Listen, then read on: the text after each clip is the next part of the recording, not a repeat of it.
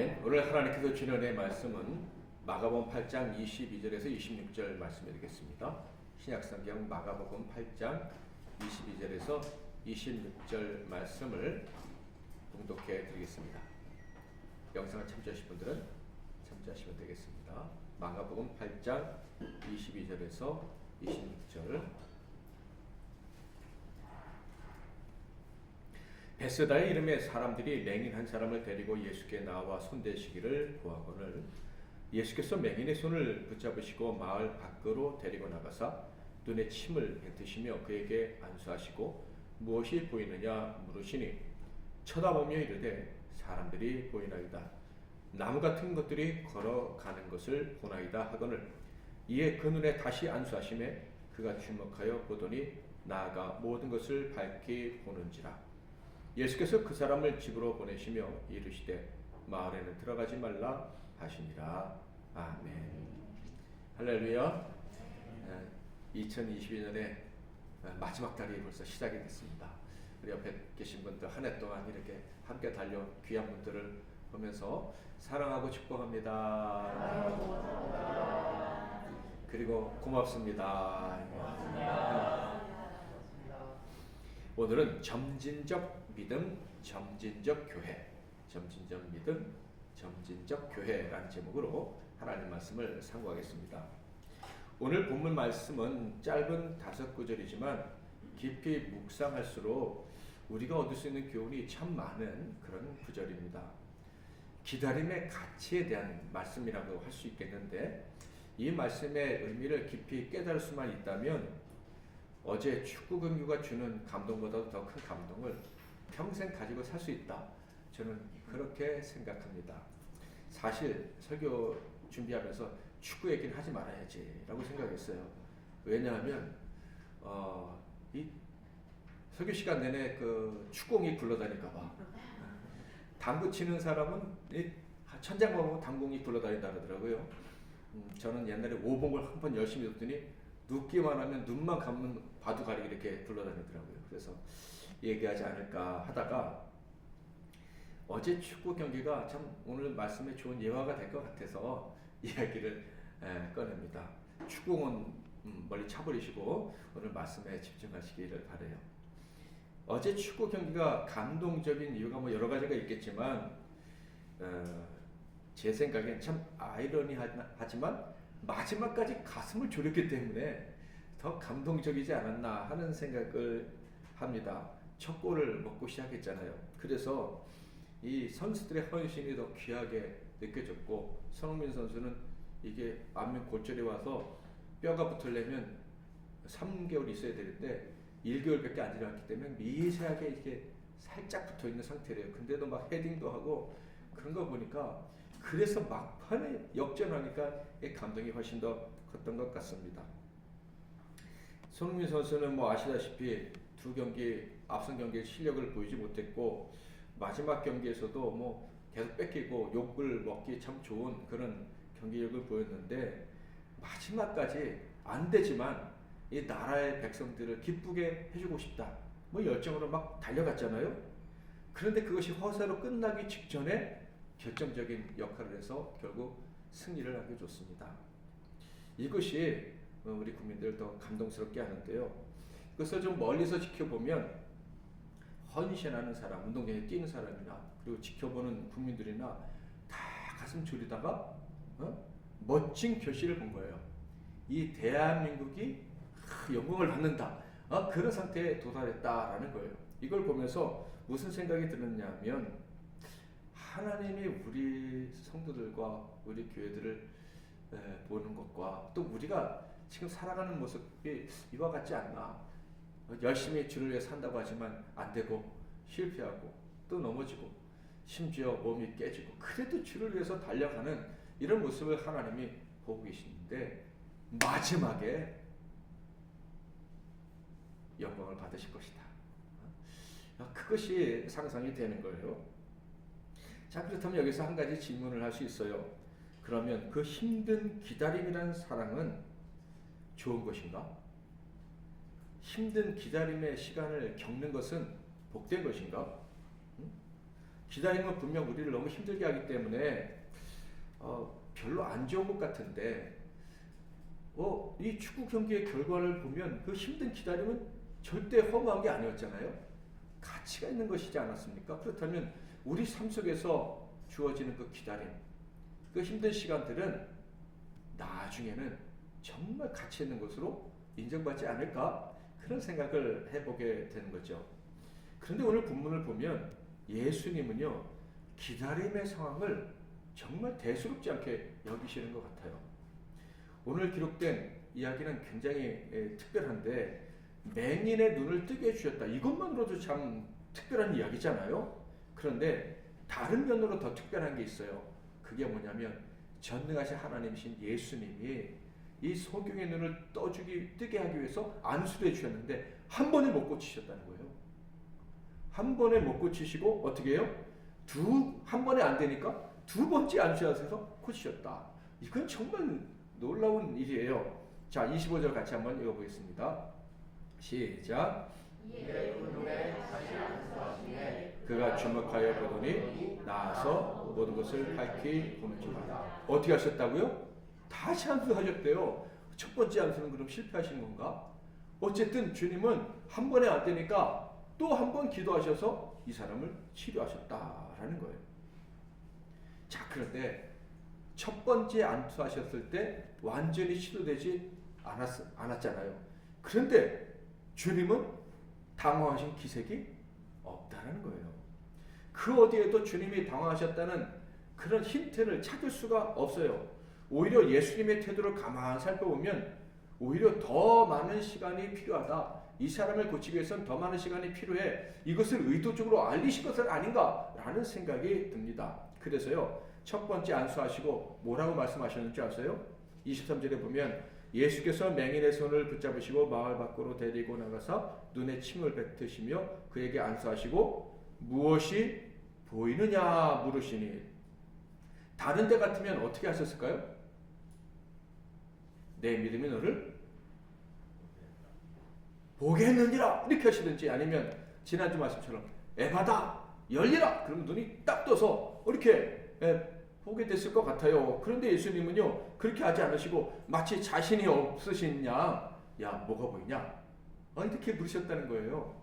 뒤에 말씀드리겠지만 굉장히 친절하게 물으셨을 거예요. 그 이유는 뒤에 말씀드리겠는데, 야 뭐가 보이냐? 진짜 보이냐? 뭐 이런 식으로 물어보셨다 말이에요. 만약에 예수님이 육신을 입으신 하나님이 아니시고 저희와 똑같은 인간이라면 다음과 같은 상상을 해도 될 것 같아요. 주님의 상태가 이랬을 것이다 라는 상상이죠. 그러니까 혹시 치료되지 않을까 염려하셨나?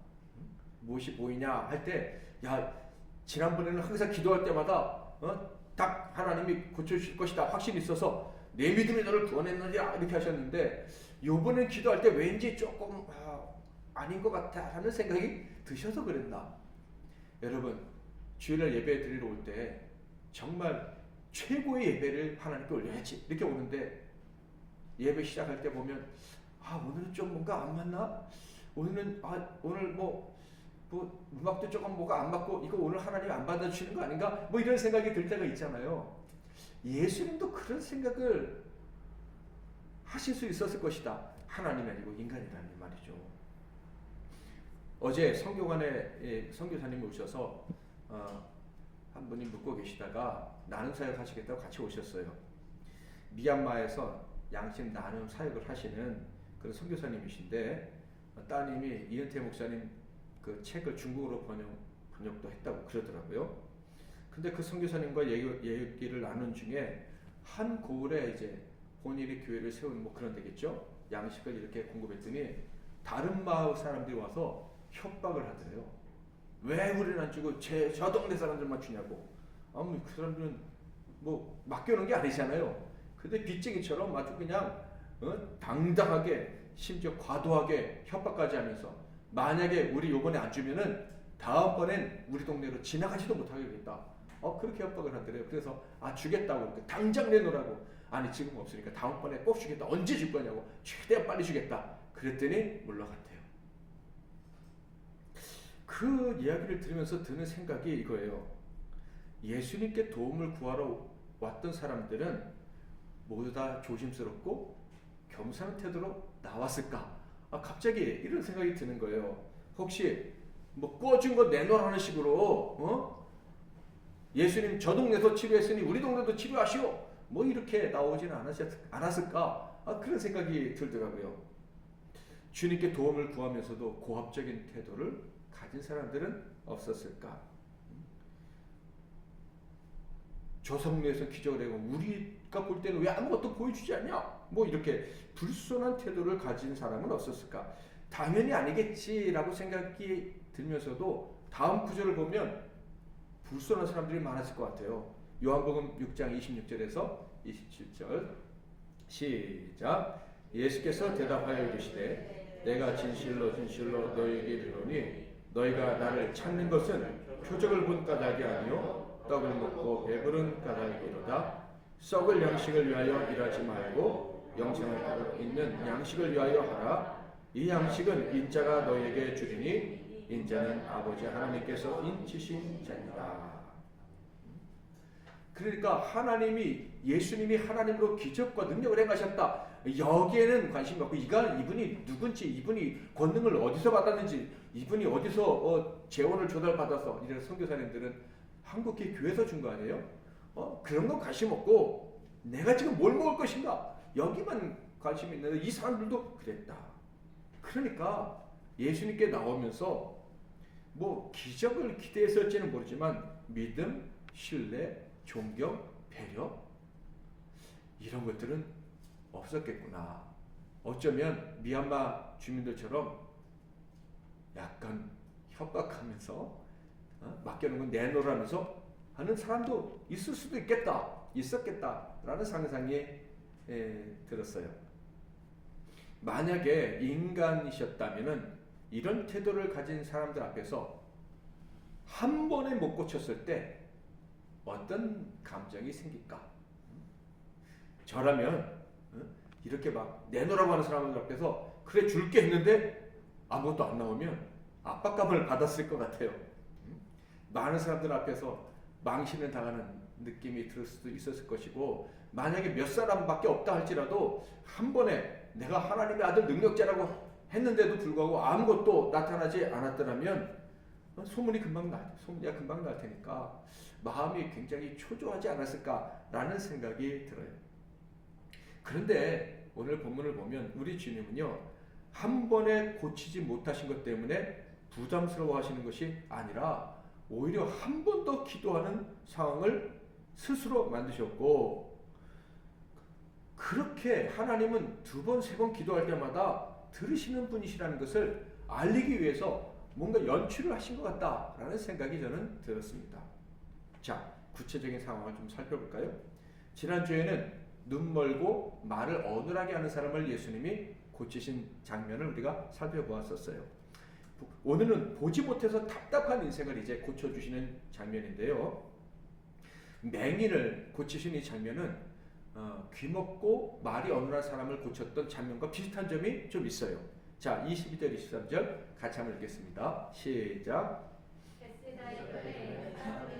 맹인한 사람을 데리고 예수께 나와 손대시기를 구하거늘 예수께서 맹인의 손을 붙잡으시고 마을 밖으로 데리고 나가사 눈에 침을 뱉으시며 그에게 안수하시고 무엇이 보이느냐 물으시니. 가버나움 같은 동네는 갈릴리 호수의 서쪽에 있다면 이 베스다는 동쪽에 있어요. 그러니까 배 타고 좀 많이 가셨던 것 같아요. 자, 그런데 맹인한 사람이 왔는데 스스로 나온 게 아니라 사람들이 데리고 왔어요. 그리고 예수님 손을 대주세요, 안수해서 기도해 주세요, 이렇게 부탁을 한 거예요. 그런데 예수님 어떻게 하셨다고요? 놀랍게도 이 맹인도 말 못하고 말 어눌하게 하고 귀로 듣지 못했던 그 사람을 아무도 없는 곳으로 데리고 가셨던 것처럼 이 맹인도 조용한 곳으로 데리고 가셨다. 마을 밖으로 데리고 가셨다. 이렇게 말씀하고 있어요. 그런데 더 놀라운 점은 데리고 가셨던 그 방법이에요. 맹인의 손을, 그러니까 다른 사람이 아닌 예수님이 직접 그 맹인의 손을 붙잡고 데리고 가셨다.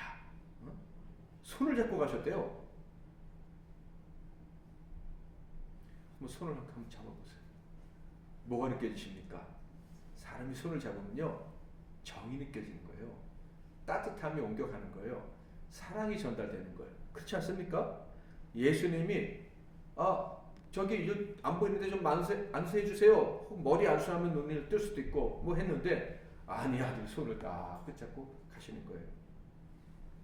제가 좀 상상력이 많아가지고요, 상상을 해봤어요. 손을 붙잡고 걸어가시면서 뭔 얘기를 하셨을까? 마을 밖까지 가셨잖아요. 근데 아무 말 없이 따라와라 하고 가셨을까? 그러면 이 사람 마음이 엄청 불편했을 것 같아요. 그래서 제 생각에는 손잡고 가시면서 그래, 저기 돌 있으니까 조심해. 야, 이번에 내가 발을 크게 뛸게. 뭐 그러셨던가? 아니면 야, 너 가족이 몇 명이냐? 몇 살이니? 지금까지 어떻게 살아왔어? 힘들었겠구나. 뭐 이런 다정한 얘기를 나누시면서 걸어가셨을 것이다.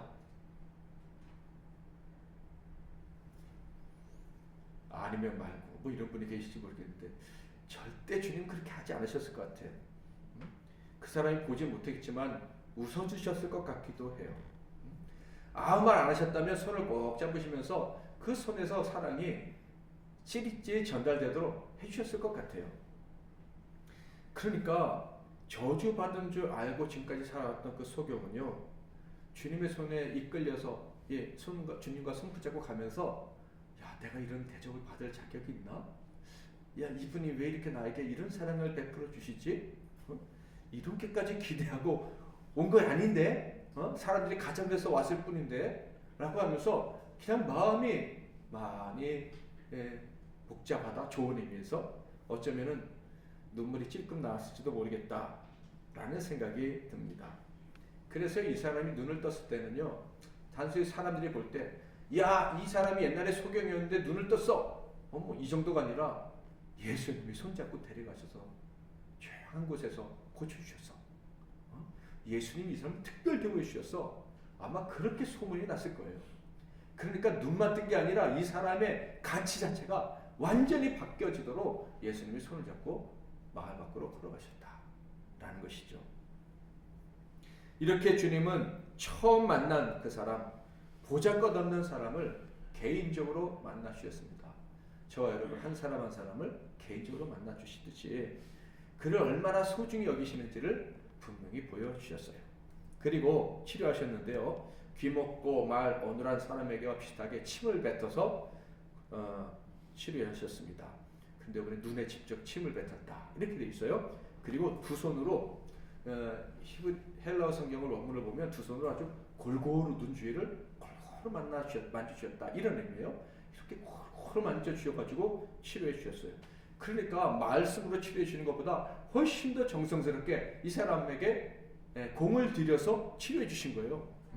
데려가시고 이야기하시고 손잡아 주시고 침뱉어 만져주시고 뭐 그랬는데 아이고 한 번에 치료가 안 된 거예요. 어떤 때는 별말 안 했는데 예수 믿고 구원받고 난 천국 갑니다 이렇게 소리 지르는 사람도 있고, 어떤 사람은 그렇게 오랫동안 공을 들였는데도 영 안 되는 사람도 있고 그렇잖아요. 이 사람에게만큼은 예수님이 다른 누구에게도 공을 들이신 것 같아요. 그런데 완전히 회복되지 않았다라는 거예요. 예수님이 무엇이 보이느냐 이렇게 보이니까 물으시니까 이 사람이 이렇게 대답합니다. 24절 쳐다보며 이르되 사람들이 보이나이다. 나무 같은 것들이 걸어가는 것을 보나이다 하거늘. 뭔가 일어나긴 했는데 제대로 되지는 않았다라는 거예요.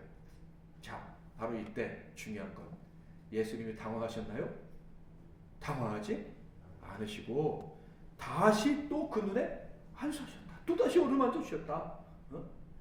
이 사람이 도대체 뭔 죄가 이렇게 많길래 예수님이 기도하셨는데도 안수하셨는데도 한 번에 안 났나 이런 생각할 수도 있고, 또 예수님이 능력이 이번엔 제대로 안 나타났나 뭐 이렇게 생각할 수도 있는데 주님은 전혀 개의치 않고 그 사람의 자격이든지 자기의 능력이든지 개의치 않고 그냥 하나님이 고치실 줄 믿는 그 믿음으로 사랑을 베푸시면서 고쳐주셨다 하는 거예요. 25절 다 같이 시작. 이에 그 눈에 다시 안수하심에 그가 주목하여 보더니 나아서 모든 것을 밝히 보는지라. 아멘. 저는 이 말씀을 묵상하면서 오늘 설교 제목에 있는 것과 같이 점진적이라는 단어가 제 마음속에 크게 다가왔습니다. 그리고 그 점진적이라는 단어가 이게 굉장히 큰 은혜가 담긴 단어구나 라는 생각이 드는 거예요. 점진적인 단어가 정말 이게 은혜로운 단어구나 라는 생각을 어느 때보다도 많이 했던 것 같아요. 그래서 설교 제목이 점진적 믿음, 점진적 교회인 거예요. 저는 어렸을 적에 성격이 좀 급한 아이라고 여겨졌습니다. 그래서 몸에 상처도 많아요. 급하게 막 뛰어다니고 막 급하게 막 행동하다가 보면 여기저기 다치잖아요. 상처도 많아요. 그런데 자라면서 심지어 어른이 돼서도 때로는 내 성격이 급하다는 것을 좀 자랑스럽게 생각하고 자랑을 했던 적도 많은 것 같아요. 그런데 근본에 다시 한번 생각을 해보면서 하나님께서 내 평생 나를 어떻게 교육하셨나 라고 생각해 보니까 제가 초등학교 때 교회 그 반 이름이 절제반이었거든요. 절제. 그리고 지금까지 살아오면서 하나님이 나를 어떻게 교육하셨나 훈련시키셨나 생각해 봤을 때 제일 크게 다가오는 단어가 인내, 기다림. 이런 훈련을 하나님이 제일 많이 시키신 것 같다 라는 생각이 드는 거예요. 그렇다면 하나님은 왜 저에게 이런 교육을 시키셨을까? 그거는요, 기다림, 여유, 인내는 바로 우리 하나님 아버지의 중요한 성품이기 때문에 그러시다는 거예요. 그리고요, 저에게 남은 시간은 전혀 조급할 필요가 없는 영원한 시간이라는 거예요. 아멘. 우리는 너무 우리에게 조그만 시간밖에 안 남았다, 우리에게 시간이 없다, 이런 생각에 쫓겨서 살아가고 있는데, 사실 하나님의 자녀가 된 그 순간부터 우리에게 남은 시간은 10년, 20년이 아니라 뭐예요? 영원이라는 거예요. 영원. 그 생각해 보니까, 야, 하나님이 나를 아들로 삼으셨는데 하나님의 생각과 내 생각이 너무 이게 갭이 크니까, 간격이 너무 넓으니까 그걸 좁혀주시기 위해서 하나님이 나를 훈련시키시는데 그 중에 하나가 시간 개념이구나 하는 생각이 드는 거예요. 대표적인 시간 개념에 대한 베드로의 말씀이 있죠. 베드로서 3장 8절 같이 한번 읽어보겠습니다. 시작. 주께는 하루가 천년 같고 천년이 하루 같다는 이 한 가지를 잊지 말라. 아멘. 정말 그래요. 주님의 시간 개념과 우리의 시간 개념은 너무 틀려요. 사실 사람끼리도 너무 틀려요. 여러분, 지하철역에서 10시에 사람을 만나기로 약속을 했어요. 우리 한국 사람은요, 5분이 지나면 긴장하고요. 요새 더 빨라졌는지도 모르겠어요. 10분이 지나면 화가 나고요. 15분이 지나면 손절합니다. 그런데요, 저기 폴리네시아 이 더운 날에서 그냥 과일 따먹고 사는 그런 사람들은요, 몇 시간이 지나면 긴장하는 줄 아십니까? 모르시죠? 2시간이 지나면 긴장한답니다. 3시간이 지나면 화가 나고 4시간 지나면 에이, 다음날 보자 이러고 간대요. 그러니까 그런 날에서는 예배 시간 종을 아무리 쳐도 사람들이 안 와. 한 2시간 지나면 모이겠구나 이렇게 생각을 해야 되는 거예요. 시간 개념이 완전히 다른 거예요. 사람이 함께 살려면 이 시간의 개념이 좀 맞아야 돼요. 막 우리나라가 폴리네시안 사람하고 같이 결혼했어요. 우리나라 사람이 결혼했는데 맨날 시간 안 지킨다고 부인 구박하면 그거 같이 살 수 있겠어요? 여기서 도망가 버리지. 이 시간 개념이 맞아야 결국 또 같이 살 수 있는 거예요. 근데 하나님의 나라에서는 영원히 살아야 되는데 우리는 너무 조급하게 방방방방거리고 있잖아요. 영원히 하나님과 즐기며 살아야 되는데, 그래서 하나님은 이런 훈련을 우리에게 시키시기 위해서 기다림을 훈련을 시키시는구나 하는 생각이 들었어요. 이런 측면에서 성경을 창세기부터 쭉 한번 생각을 해보니까 야, 노아에게는 방주 만들 시간을 그가 사명을 위해서 사명 감당하기 위해서 준비할 시간 몇 년을 주셨어요? 120년. 모세는 몇 년? 80년. 모세는 사명 언제 받은 줄 아세요? 태어나기 전에 받았어요. 그 40살에 이제 뭔가 한번 해보겠다 그랬더니 아니야, 40년이 더 필요해. 그래서 80살에 시작을 했잖아요. 80살에 시작. 애굽에서 구원의 그 역사를 이루실 때는요, 재앙 한 번만 내리셔도 되는데 몇 번을 내리셨어요? 10번까지 내리셨어요. 야, 주님의 계획은 우리보다 훨씬 더 이 단계가 많구나 하는 생각.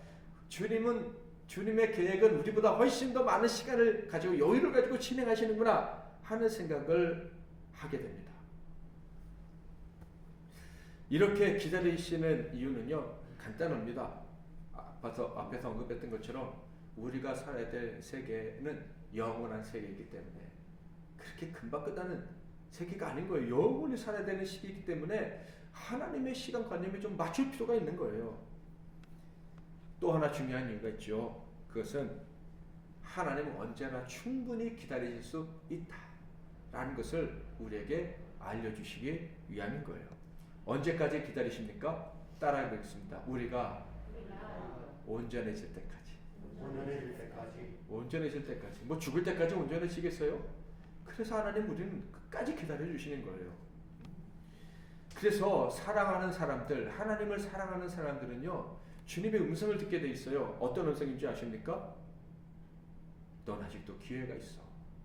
넌 아직도 기회가 있어. 이런 음성을 늘 주님께서 듣고 사는 거예요. 그래서요, 망한 것 같고 마음이 좌절되고 힘들 때에도요, 정말 하나님의 사람들, 하나님을 의지하는 사람들이 하나님 앞에 나서 기도하면 마음속에서 이런 확신을 갖게 되는 거예요. 아, 아직도 내게 기회가 있구나. 아직도 내게 기회가 있구나. 이런 마음이 찾아오면서 그때 뭐가 와요? 평강이 찾아오는 거예요. 평강. 두려움이 사라지고 마음에 참 평안이 임하게 되는 거예요. 모세는 주를 위해서 아무것도 하지 못해 안타까웠지만 결국 감당할 수 있었고요. 아브라함 역시도요, 만민의 복이 되라고 했는데 복은커녕 자기 아내도 2번이나 팔아먹는 이 실망스러운 모습을 보였지만은 결국 믿음의 열매를 맺었다는 거예요. 그러므로 저와 여러분, 하나님께서 절대 실망스러운 인생으로 끝나게 하지 않으실 것이다. 이것을 믿으시기를 바랍니다. 우리 교회 역시 마찬가지죠. 그러므로요, 기다림의 시간은요, 이 죄로 망가진 미련한 자들의 영혼 속에 믿음이 자라는 시간임을 기억하시기를 바랍니다. 우리는 이 망가졌던 인생들이잖아요. 그래서 하나님이 기다려주시는 거예요. 믿음이 온전해질 때까지. 우리도 힘들어요, 기다리는 게. 그러나 믿는 사람은 한 가지 믿어야 돼요. 아, 하나님이 나를 온전케 하시기 위해서 계속 기다려주고 계시는구나. 하나님과 상관이 없다면 그 시간은 저주의 시간이 되겠지만은, 하나님께서 나를 택하시고 구원하신 것을 믿는 사람은 이 기다림의 시간이 좀 내가 마음에 들지 않고 심지어 하나님께 원망도 될 수도 있고 뭐 그런 시간이 계속 되겠지만 절대로 헛된 시간이 아님을 믿어야 하는 거예요. 믿음이 자라는 시간이 되는 거예요. 자, 여기서 우리가 생각해야 될 거, 왜 이 소경을 한 번에 고치지 않으셨나? 왜 주님이 실패한 것처럼 보이는 이 상황을 주님이 만드셨나? 그것은요, 바로 그 뒤에 나오는 말씀을 보면 이래서 그러셨구나, 그 앞에 나오는 말씀도 같이 연결해서 보면 그래서 그러셨구나 하는 것을 분명히 알 수가 있어요. 자, 바로 제자들 때문에 주님이 그렇게 하신 것인데, 제자들은 어떤 사람들이었어요? 보고도 믿지 못하는 사람들. 소경을 고치신 다음에 예수님은 제자들에게 이렇게 물으셨습니다. 자, 어떻게 물으셨는지 같이 한번 읽어보겠습니다. 27절 28절 시작. 제자들이 빌립보 가이사랴 마을로 나가시되 이들에서 제자들에게 물어 이르시되 사람들이 나를 누구라고 하느냐. 제자들이 여쭤와 이르되 세례 요한이라 하고 더러는 엘리야 더러는 선지자 중에 하나라 하나이다. 예수님의 질문에 제자들은 여전히 엉터리 대답을 합니다. 예수님 뭐 엘리야니 뭐 선지자니 뭐 이런 헛소리를 하는 거예요. 그런데 그때 베드로가 올바른 대답을 합니다. 같이 한번 읽어볼까요? 29절 시작. 또 물으시되 너는 나를 누구라 하느냐. 베드로가 대답하여 이르되 주는 그리스도시니이다. 아멘.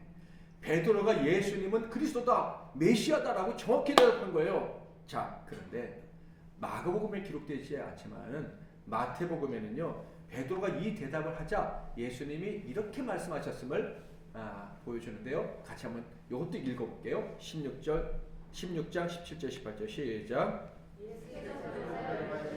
바요나 시모나 내가 복이 있도다. 이를 내게 알게 한 이는 혈육이 아니요 하늘에 계신 내 아버지시니라. 또 내가 내게 이르노니 너는 베드로라. 내가 이 반석 위에 내 교회를 세우리니 음부의 권세가 이기지 못하리라. 아멘. 사실 이 말씀, 이 본문이 마태복음 본문이 내년도 주제 본문이고요. 제가 이 말씀을 보면서 우리 교회 이름을 내 교회로 해볼까 라는 생각도 해봤어요. 주님은 주님의 교회를 세우고 싶어 하셨어요. 주님의 교회. 베드로가 주는 그리스도시요 살아계신 하나님의 아들이십니다 라고 그랬더니 그래, 내 교회를 세울 거야 말씀하셨어요. 근데 그 전에 하신 말씀이 있죠. 베드로, 네 고백은 네가 제대로 깨달아서 한 게 아니라 성령님이 알게 하셔서 한 거야. 자, 베드로 온전히 깨닫지 못했지만 제대로 대답을 했고요. 그러니까 주님이 교회를 세우시겠다 하셨어요. 이건 결정이 난 거예요. 자, 그런데 문제는 말씀드렸죠. 베드로는 여전히 다른 제자들과 같은 수준에 사실 있었다는 거예요. 그래서 바로 마가복음 8장 30절에 베드로가 이 고백을 하자마자 이렇게 말씀하셔요. 읽어보겠습니다. 시작. 이에 자기의 일을 아무에게도 말하지 말라 경고하시고. 주님은요, 교회를 세우러 오셨어요. 그렇죠? 근데 베드로가 제대로 고백을 해서 그 고백에 교회를 세우겠다라고 말씀하셨는데 그 다음에 아직은 아니야. 아직은 아니야. 이런 의미로 아무에게도 알리지 말라라고 경고를 하셨던 거예요. 자, 그렇다면 여기서 주님의 목적, 교회를 세우시기 원하는 예수님의 사명, 그렇죠? 내 몸 위에 교회를 세우는 이 교회를 세우는 사명도 단번에 이루는 게 아니라 점진적으로 이루시겠다고 말씀을 하신 거예요. 맞습니다. 주님은 지금 교회를 분명히 완전한 믿음 위에 세운 교회로 세우실 것이다. 그게 그런 교회가 되게 하실 것이다 말씀하셨지만 지금은 아니라고 말씀하신 거예요. 모든 과정을 다 밟은 후에 세워질 것이다 라고 말씀을 하신 것과 같습니다. 그래서 예수님이 완전한 교회를 세우시기까지 어떤 일이 있었어요? 제자들에게 배신을 당하신 일, 십자가를 지고 고통을 겪으셔야만 했던 일, 죽으신 일, 부활하신 일, 승천하시는 일, 성령을 보내신 일, 이 과정을 다 결국 밟으시고 주님의 몸된 교회를 세우셨다. 완전한 교회를 세우셨다라는 거예요. 여러분, 이것이 하나님이 일하시는 방식이라는 거, 하나님의 성품에 합당한 방식이라는 것을 기억하시기를 바랍니다. 그래서 우리는 믿어야 돼요. 우리 교회는 점진적으로 완전히 되어져 갈 것이다. 아멘. 뿐만 아니라 이 교회 몸된 나도 점진적으로 자라나게 될 것이다. 이것을 믿어야 돼요. 제가 제 인생에 어떤 확신이 없어서 하나님께 기도할 때 하나님이 내게 주신 말씀이 있어요. 이 말씀 때문에 목회도 결심하고 결혼도 결심하고 엄청 많은 걸 결심했는데요. 자, 같이 한번 읽어보겠습니다. 요한복음 10장 9절에서 10절 시작. 누구든지 나로 말미암아 들어가면 구원을 받고 또는 들어가며 나오며 꿀을 얻으리라. 도둑이 오는 것은 도둑질하고 죽이고 멸망시키려는 것뿐이요 내가 온 것은 양으로 생명을 얻게 하고 더 풍성히 얻게 하려는 것이다. 더 풍성히, 점진적으로 점점 더 풍성하게 하나님이 주신다. 이것이 양을 부르실 때 하나님이 세우신 교회입니다. 그런데 이 점점 더 풍성한 이 삶이 어디까지 이어진다? 영까지 이어진다. 그러니까 지금 당장 뭐가 안 되는 것 같다 해서 두려워하거나 초조하거나 원망하거나 불평하지 말라라는 거예요. 사랑하는 성도 여러분, 저와 여러분이 우리 주님을, 하나님을 더 깊이 알 수 있기를 축복합니다. 우리 하나님은요, 우리 함량 미달, 부족함, 이런 모습 때문에 당황하고 놀라시고 계획을 수정하시고 이런 일 하지 않으십니다. 아멘. 우리는 당황하고 핑계대고 계획 수정하고 그냥 주저주저하고 어리둥절하고 뭐 이렇게 살아가지만, 우리 하나님은요 그런 모습을 저울에 딱 달아놓으시고 나 요번에 좀 됐는데 하다가 안 되네, 야 될까 했는데 안 되네, 이런 식으로 하시는 분이 아니라는 거예요. 우리는 이렇게 주저하고 초조해하고 왔다 갔다 하지만 주님의 계획은 점진적으로 계획하신 대로 이루어 가실 것이고 우리를 결국 완전에 이르게 하실 것이다. 아멘. 이 하나님을 아셔야 돼요. 하나님은요 이런 우리의 모습을 당연한 과정으로 여겨주십니다. 몇천 년 동안 기다리셔서 하나님의 백성들을 구원하신 하나님이신데 우리 몇 시간, 몇 년, 몇 개월을 못 참으시겠습니까? 하나님 반드시 참으셔서 우리를 완전하게 만들어 주십니다. 이 하나님을 아시기를 주님의 이름으로 축복합니다. 아이가 자라면서 수많은 시행착오를 겪어요. 그거 부모 입장에서는 사실 큰 문제가 되지 않아요. 시행착오 겪다가 잘 될 줄 믿는 부모에게 말이죠. 어제 나눔 사역을 하는데 어떤 고등학교 1학년 학생이 아버지 따라서 왔어요. 그래서 뭐 차를 이렇게 배정하는 중에 그 아버지와 그 아들만 이제 제 차를 타고 가는데 그 아들이 야, 이 고등학교 1학년이 아빠 돕겠다고 오니까 참 신통하고 귀하다 그랬더니 저요 얼마 전까지 방황했어요. 엉터리였어요. 그러니까 그 아버지가 아이 괜찮아 나도 그랬어 그러더라고요. 결국 자식은 성장하고 아버지의 영광이 되고 그러면 과거에 지금 혼란을 겪고 어려워하는 거 아무것도 아닌 거예요. 그런데 우리 하나님 아버지는요 계획이 있으시거든요. 영원토록 우리를 통해서 영광을 받으실 계획을 가지고 계시거든요. 근데 지금 좀 뭐 우리가 혼란을 겪는다고 당황하시거나 안 된다고 염려하시거나 우리가 뭔가 하다가 안 된다고 야 너 왜 못했어? 너 기도가 부족했던 거 아니야? 아 성경 말씀을 저 열심히 연구했어야지, 이렇게 하시는 분이 아니시다. 아멘. 우리의 믿음, 우리의 교회 때로는요 길을 잃은 것처럼 보일 수도 있습니다. 심지어 내가 아니라 주님이 실패한 것처럼 여겨질 수도 있습니다. 그런데 분명한 것은요 우리 하나님은 절대 당황하지 않으신다는 거예요. 하나님의 계획대로 이루어 가신다 하는 거예요. 우리가 혹시 잘못해도 하나님 비상상태라고 비상상황이라고 선언하거나 그런 거 없어요. 편안하게 또 안수해 주시고 또 기도해 주시고 우리가 또 다시 기도의 자리에 나가도록 또 다시 한번 격려해 주시고 그래서 반드시 점진적으로 성장하는 인생이 되게 해주신다라는 것입니다. 저는 이 교회를 하면서 갑자기 너무 언제 왔는지도 모르는 사람이 너무 열심히 하고 막 너무 적극적으로 하는 사람들을 볼 때는 죄송하지만 좀 경계합니다. 자기 열심으로 너무 힘을 내는 사람들은 금방 넘어지더라고요. 배신도 잘하고.